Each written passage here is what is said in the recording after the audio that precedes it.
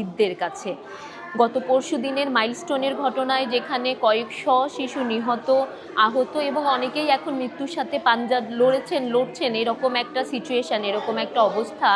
ঠিক এই রকম অবস্থায় ওদেরকে দেখতে গিয়ে হাসপাতালে ভিড় করা বা উপদেষ্টাদের পদত্যাগ দাবি চেয়ে মিছিল বা মিটিং আপনি যেটাই বলেন না কেন, প্রত্যেকটা কাজকে আমি অনুচিত মনে করছি। আমি মনে করছি এখন জাতিগতভাবে একসাথে মিলে এই দুর্যোগটাকে মোকাবেলা করা উচিত, এই বাচ্চাগুলোর পাশে দাঁড়ানো উচিত, এই পরিবারের পাশে দাঁড়ানো উচিত। এ ধরনের দুর্যোগ যাতে ভবিষ্যতে না আসে, এ ধরনের দুর্ঘটনা যাতে ভবিষ্যতে না ঘটে, সেদিকে মনোযোগ দেওয়া উচিত।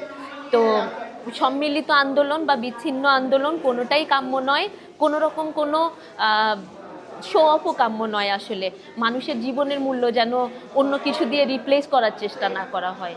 Thank you.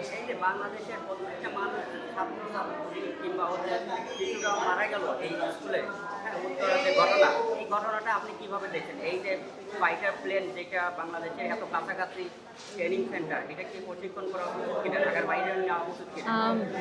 এটা একটা বাতিল প্লেন যেটা চলার যোগ্যই নয়।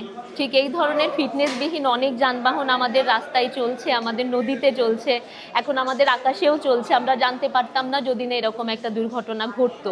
তা আসলে দেখছি এই ঘটনার তদন্ত যদি হয়ও বা কখনো সুষ্ঠুভাবে, ফিটনেসবিহীন যানবাহনের চলাটা বন্ধ হোক, জলে, স্থলে বা আকাশে। একটা জায়গা থেকে আরেকটা জায়গাতে সবার জন্য পদত্যাগ চাচ্ছে, এটা আপনি কিভাবে দেখছেন? এটা কি আসলে ঠিক? মানে আসলে এই মুহূর্তে পদত্যাগ চাওয়া বা কোনো ধরনের আন্দোলনেই মানে যাওয়াটা আমার কাছে ঠিক যৌক্তিক মনে হয় না। আমার কাছে মনে হয় যে দুর্ঘটনাটা ঘটেছে, সবাই মিলে সেই পরিবারের পাশে দাঁড়ানো, সেই বাচ্চাগুলোর পাশে দাঁড়ানো এবং সামনে আমরা কি করে আগাতে পারবো, কি করলে আর এই ধরনের দুর্ঘটনাগুলো না ঘটবে, সেই দিকে মনোযোগ দেওয়া উচিত। পদত্যাগ আসলে এগুলো রাজনৈতিক ব্যাপার, রাষ্ট্রীয় ব্যাপার, এগুলো নিয়ে কথা বলতে চাই না। আমরা শুধু আমাদের বাচ্চাদের জীবনের নিরাপত্তা চাই। থ্যাংক ইউ ভাইয়া।